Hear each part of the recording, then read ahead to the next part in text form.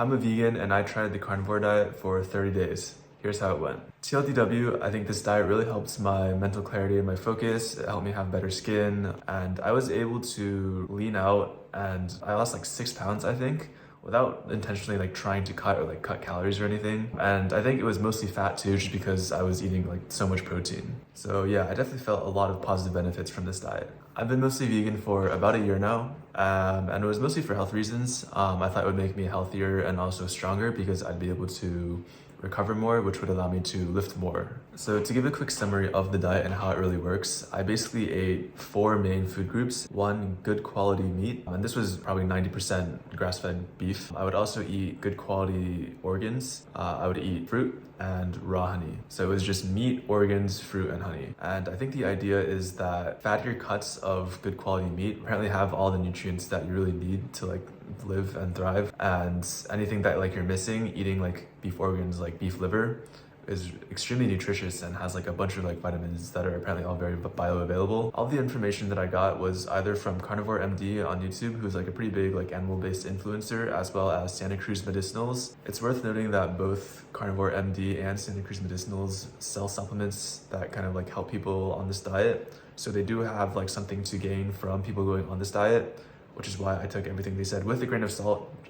And that's exactly why I decided to like see for myself and see how I felt. But I think they're definitely really good resources, especially if you like want to try this diet, as to like what exactly to eat and like how much of it to eat. So here's why I decided to try the carnivore diet. I'd heard a lot of good things from a lot of people, and although it is like anecdotal evidence, it was like a lot of anecdotal evidence, and also from some pretty like, I think, credible sources too. Joe Rogan tried it, the knees over toes guy, if you've seen him on YouTube, apparently does this diet.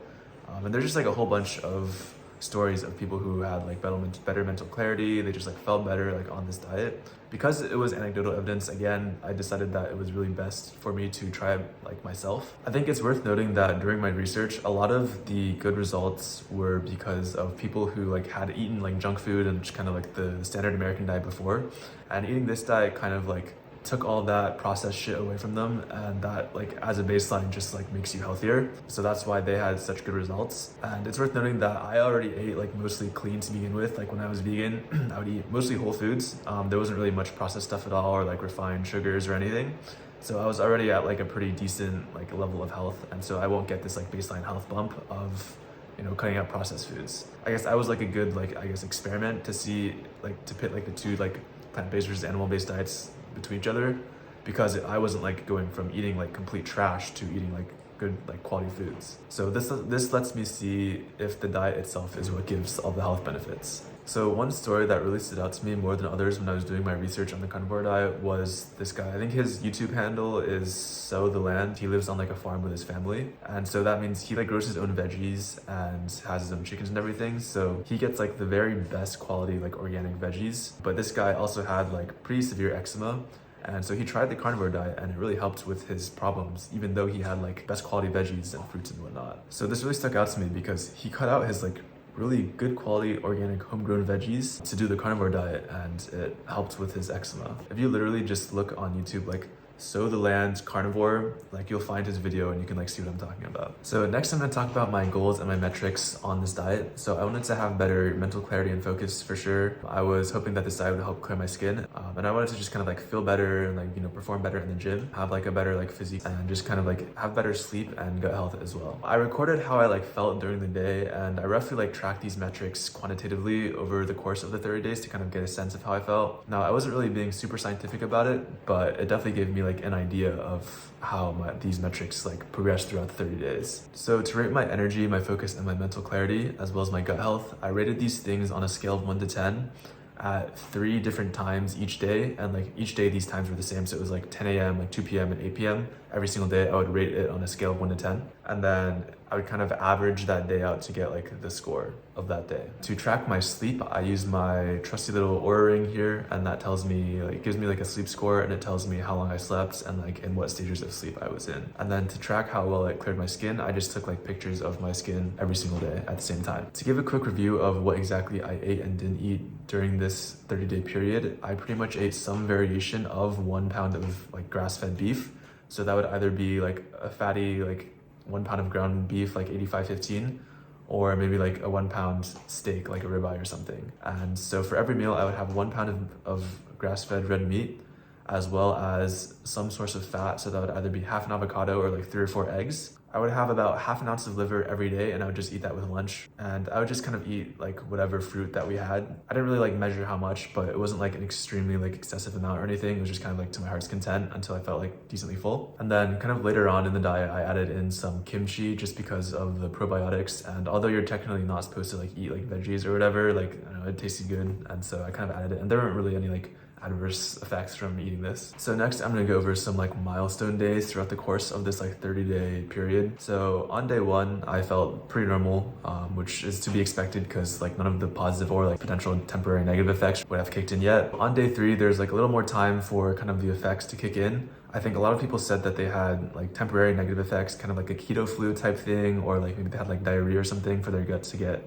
used to kind of eating this diet. I felt pretty normal. I didn't have any like negative effects or like temporary negative effects on this diet at all. So I didn't have any like keto flu. I didn't have any like diarrhea or anything, probably because of like the fruit and its fiber. It's worth noting I did feel like a little weaker, and like my lift was like a little less intense, probably because of the like lack of carbs, and my body was like still like adjusting to the diet. But other than that, there were no really like side effects. This was also day 3 of quitting caffeine cold turkey, and I was feeling pretty good. My mental focus and energy was pretty good. Day 7, I was starting to feel pretty good. I had still no negative side effects, no like keto flu of any sort. My lifts were feeling better, and it's probably because I was fueling for them by eating like fruits and dried fruits right before, just to give me like some energy right before the lift. And I was still feeling like really good without caffeine. So on day 14, about 2 weeks into the diet, I was still feeling pretty good. I'd gotten a lot leaner. I had lost about like 4 pounds at this point, and my lifts were still increasing, so I was still like getting stronger in the gym. My theory is that a lot of this like weight that I lost might have been just like water weight, just because I was eating like a lot less like carbs. But my mental clarity and my focus was still really good. I was feeling like really good at this point. On day 30, on the very last day of this like experiment, I guess, I was feeling really good. My mental clarity and focus was still really good for like an extended period of time. I'd lost about maybe like 6 pounds at this point without really intentionally trying to cut. My lifts were still going up consistently in the gym. It was at this point that my skin was really starting to like clear up. I was like not breaking out nearly as much as I had been before. And there weren't really any like big changes in my skincare routine either. So I think I can really attribute that to this diet helping. And so yeah, that was the last day of the experiment. I had eaten like 60 pounds of beef or lamb since like the beginning of the month, which is kind of crazy to think about, but I was feeling really good. So next I'm gonna talk about some of the metrics that I measured during the course of this 30 days. Here you should see a graph of my average energy score. You can see that in like the first 15 or so days, there's a good amount of like 6s and 7s. Then like on the second half of the 30-day period, there's a lot more 8s, and I'm consistently at an 8, like a lot more. So this means that I was consistently feeling like an 8 out of 10 on the second half of this 30-day period. So I was just like feeling like better for sure. Next is the mental clarity graph. As you can see here, I also started at around like a 6-7-ish range, and then it like got consistently more into the 8 range as the 30 days progressed. And so my standard mental energy was just better the longer I was on this diet. Here you can see a graph of my sleep score. How this works is just like a score of 1 to 100. Obviously 100 is like really good sleep. As you can see here, this graph is pretty erratic. I already had like decent like sleep habits before, so this diet didn't really affect my sleep at all. So my sleep was pretty much still the same. So next, let's take a look at my physique. In this photo on the left here, you can see on September 30th, I was at around 184 pounds. Around a month later, on November 2nd, I was at around 178, so I lost about 6 pounds. You can clearly see that there's a lot more definition like around my like abs and like my muscles, but I didn't actually like lose that much muscle mass. If you look at like the thickness of my legs, they're like about the same in both photos, as well as like my like pecs and everything. So again, I lost these 6 pounds without like intentionally trying to cut, and it looked like it was like mostly fat, which is definitely good. Around the 178 mark is around where I eventually like plateaued, and like no matter, like I kept eating the same thing and I was still staying at the same weight. At this point, I was eating like 2 pounds of meat a day, a lot of fruit, some avocados, like some eggs. So I think this diet is like pretty good if you're trying to like lose weight, just because like all the protein and fats really like satiate you a lot as well. Next, let's take a look at my skin. Here's a before and here's an after.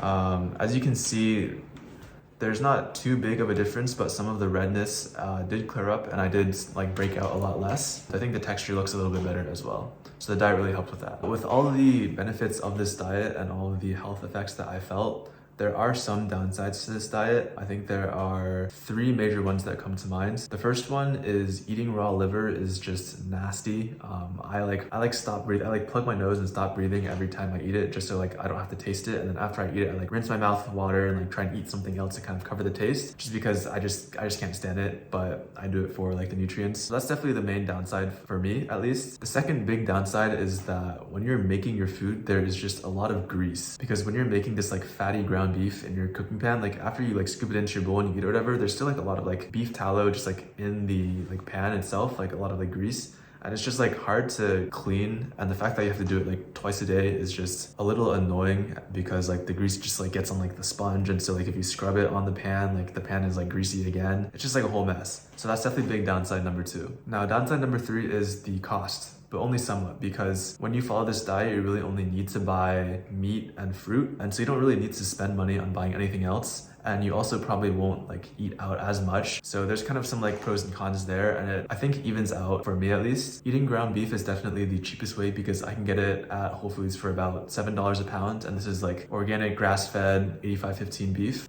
Sometimes I'll eat like steak, and that's more expensive. Like a good grass-fed ribeye is like 20 bucks a pound or something, but that's definitely just more of like an occasion, because it is more expensive. So yeah, those are the 3 main downsides for me on this diet at least. But I think with all of the benefits and like ways to kind of like negate the downsides, where I can just like not breathe when I'm eating liver so I don't taste it, I think it's worth it for me to kind of like accept these downsides. So where to go from here? Am I gonna stay on this diet? After the 30 days ended, I started incorporating more and more vegetables into my diet. This happened for about a month-ish, and at the end of that month, I was eating a pretty like standard clean diet. So I was eating like lots of veggies, lots of like lean proteins, and like some like carbs and whatnot. And what surprised me is that like my focus definitely like tanked a little, and I got a little more brain fog. I also started like breaking out again on my skin, and I also gained back some of the weight that I had lost on this diet for this 30 days. Although some of that might have been water weight, I definitely didn't look as lean as I did on day 30. So because of this, I'm now back on this animal-based diet, and I'm eating again as I was during those 30 days.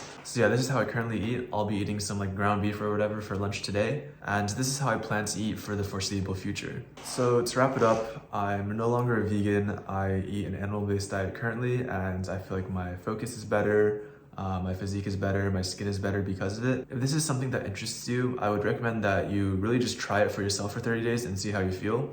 And if you don't like it, then you can just, go back to doing whatever you were doing. But I definitely felt a lot of benefits while on this diet, and so I wanted to share that with you all. So yeah, that's the video. I just be eating a lot of fucking meat now. So thank you for watching. If you want to see more content like this, make sure to stick around and subscribe. Yeah, see you around. Bye-bye.